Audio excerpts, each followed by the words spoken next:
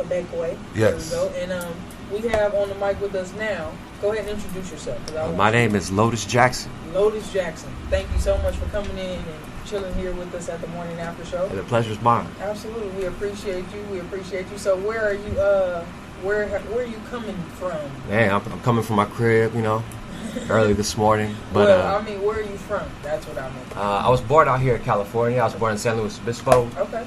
I want to say about 5th grade, my mother moved me and my 3 brothers all the way up to Seattle, and I've been there since 2012. Shout out to the Pacific Northwest. It's lit out there. It's lit all the way lit. It's lit. I went to college at Portland State in Oregon, so I've been up to Seattle a couple times. Love the green trees, the beautiful scenery, the clean air. It's amazing. Super fresh, man. Yeah, in fact, Oregon and Washington, we definitely share the same climate. Yeah, for definitely. Sure. Yeah, but the rain, y'all can keep that. That's what brought me to California mostly.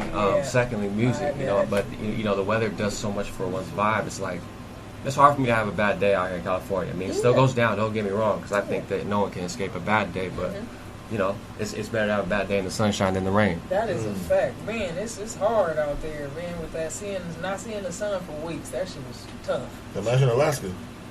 Bruh, that's why they pay you to go live there. Cause it's like, niggas is like, I can't do this shit. Nah. Like, it's a real thing in the Pacific Northwest for seasonal depression.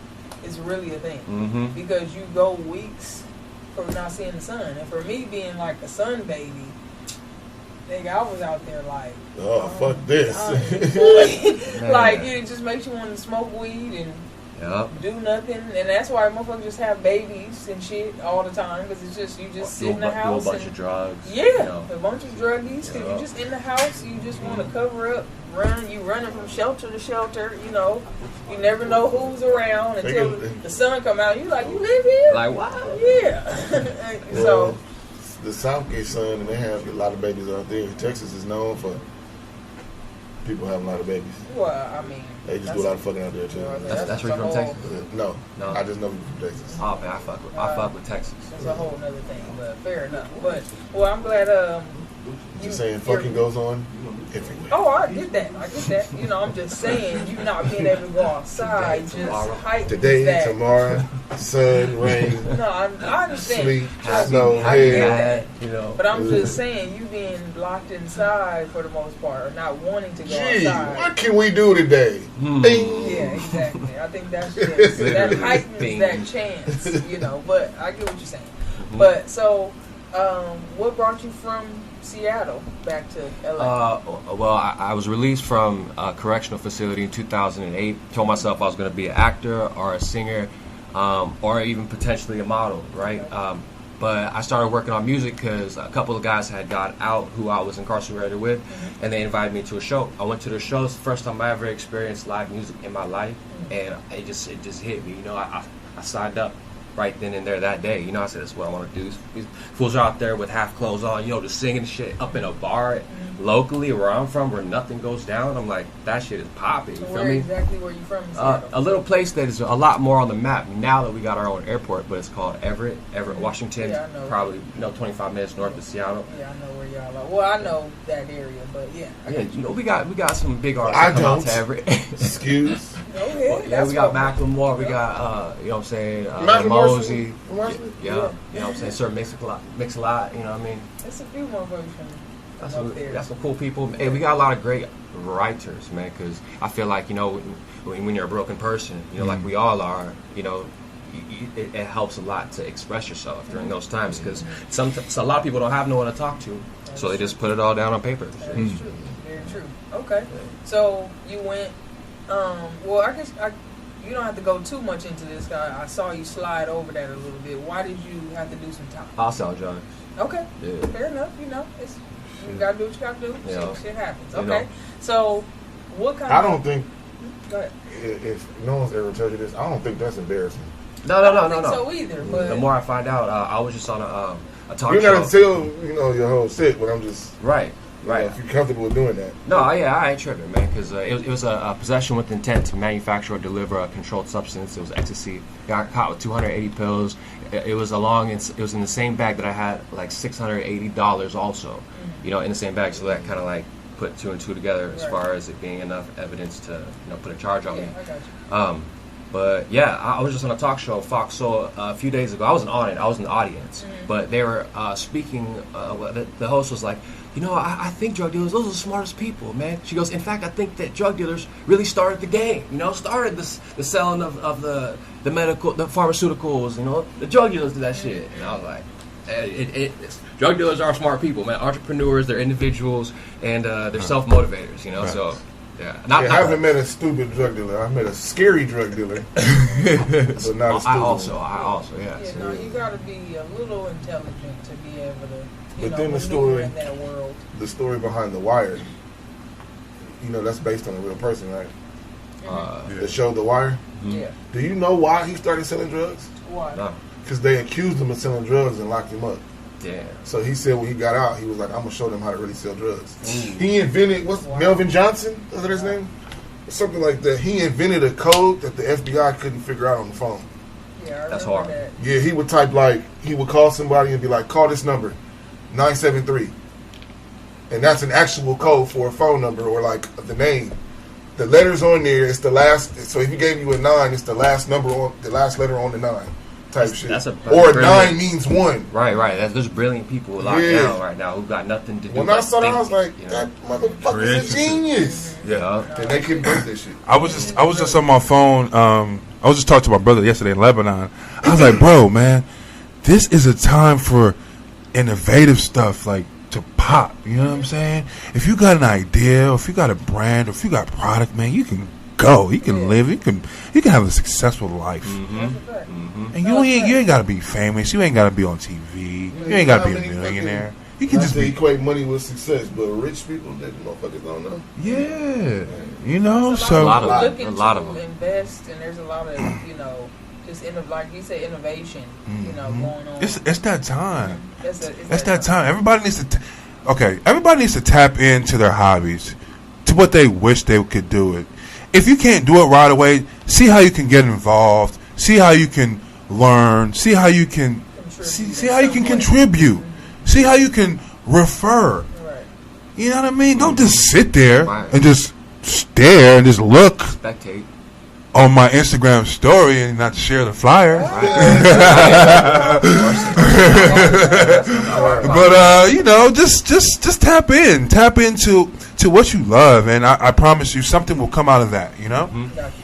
Yeah. So how did you go from that coming out of being incarcerated, going to that bar, signing up, so basically, Which, by the way, I tell everyone that they should see a live show at least once a day. Oh, hell yeah, you got to. Yeah, no, live shows are amazing. Yeah, you got to, man, because the instruments just hit you in a different way. Absolutely. So this was actually a show with a band and everything? Yeah, band and everything. They had live instruments, two brothers, man, straight, they sang for church first, then they fell, and they got out.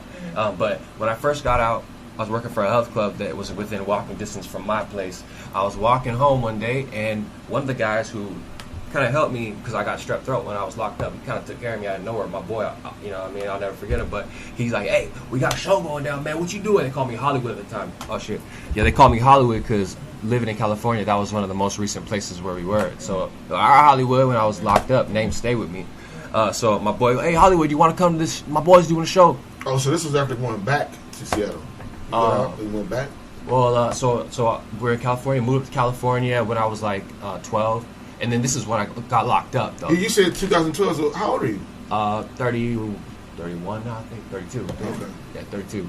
Okay. Yeah, it was back, but 2012 was when I came to California, though. Yeah. So from Seattle. From Seattle. Okay. Yeah. So with your family? Yeah, my mom. Okay. 3 brothers. Got you. Yep. Okay, so you're born here, moved to Seattle, then moved back. Exactly. Yeah, that's good. Okay. Yeah, by myself. Yeah. I got looped. Yeah. I got you. Yep. So your boy seen you? He seen me. I was walking. He said, "You want to come to the show?" I said, "I'm down." I came to the show, and he sold me. Boom. I said, "I want to do this shit. What do I got to do?" I said, "I'm not gonna wait for anyone." I went. I purchased a computer because I was, working to pay off my debts that I owed from court, is along with what, led me up to my fall. So I had money. I bought a computer, bought a condenser mic. I had one of my friends from school come over and help me set up my setup. And then I was just writing, messing around with this and that, not knowing what I was doing. But slowly but surely I turned my vocals from garbage to sounding of quality, not as far as like being good as artists, but making it sound listenable. So when your boy asked you to come, you had never heard his music? He asked me to come, but it was for 2 other artists, and not his music. No, it was 2 of his homies, who were also locked up. I never met them, but my boy Rio, he's like, hey, they were also locked up. They got out. You trying to come? I said, fuck yeah. So I take it these artists were dope. They're dope enough to close me. Yeah. To close me. I was so what about the music? Was it them, or was it just? It was good. Setup. They had great music. They had great musical theory, and they can both of them play multiple instruments. You know what I mean? Yeah. So they're both of them can play multiple instruments. So that I learned a lot working with them. Yeah. Gotcha. TA and my boy Paris. Yeah. Okay. All right. Shout out to them. So, what kind of music do you make? What's your sound like? Are you? I make healing music. Are you rap? I make healing music. Healing music. Yeah, I do hip hop. I do rap.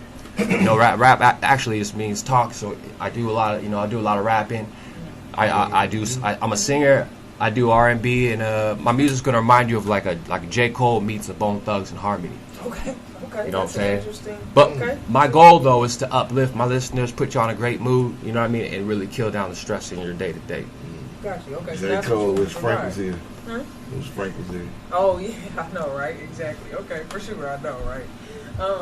So we're gonna. What do you have for us? I think you sent 2. Okay. This is 2. Yours is down and black, and is it blacking out? Okay, down and blacking out. So go ahead and talk to us about blacking out first. All right, so what that means and what. Yeah, the blacking out, the hook goes, light a candle, pop a movie, blacking out, the morning's going to still come, the sun's going to still go up in the sky, and the morning's going to still come. Basically meaning you're going to make your mistakes, life's going to come at you, you're going to have ups, you're going to have downs, you're going to have deaths in your life, you're going to have deaths in your family, but tomorrow will still happen. Whether you want to participate or not, I think that you should, because it's going to come whether you like it or not. So why not be positive through it all? Why not still live your life? Why not make the best of it? Because I think that's what we really are all here doing. We're all experiencing. We're all going up and down. And I mean, we don't really need to elaborate on that much, because we all feel it. We, like you said, we're all hurt. So shit, let's just forget that. Let's all come up. Let's have fun. Let's celebrate. Let's turn up. Let's spread love and positivity. That's what blacking out's about. Okay, sounds good. Okay, and then what about down? Down is about anybody who used to be down for you, who's not anymore, and the same vice versa. The intro is my brother. I got to get a recording from him because he's doing life in prison right now for first-degree murder. Yeah. And I said, hey, I want to record your voice to put you in a song. He's like, well, what I got to say? So we sat on the phone call, for like a whole 20 minutes because, you got paid incrementally through the service and whatnot. But I didn't get anything, so I had to record him when he wasn't knowing. So I caught him when he was talking about my mother, because she's been, everybody got a crazy mom. I ain't got, what I'm saying, enough about that. But he's speaking about her, and it sounds like it's me talking about a woman, so it makes sense for the song, but that's really what he's talking about. Okay. Yep. Okay, gotcha. All right, so we're going to, I think this is a perfect example of what Elway and I were trying to convey to our guests before. It's just that when you tell people more about you, it makes them it draws them in. So now I want to hear your music. Hey. I want to know what all this is about and all that. So that goes into that biography, things like that. And you send it over because that draws people in and makes them want to know more about you. And then that just opens up your interview. That opens up your potential ability and opportunity to showcase yourself to their audience at that time. Hell so, yeah, I'm trying to network. Just, food for thought, helpful hint. But we're going to go ahead and get into Lotis Taylor, correct? Lotis Jackson, I'm sorry. Lotis Jackson, we're going to go ahead and get into blacking out first, and then we're going to get into down. Hell yeah. Okay, perfect. So we'll be back right here on the Morning After Show. Make sure you guys stay tuned. Yeah.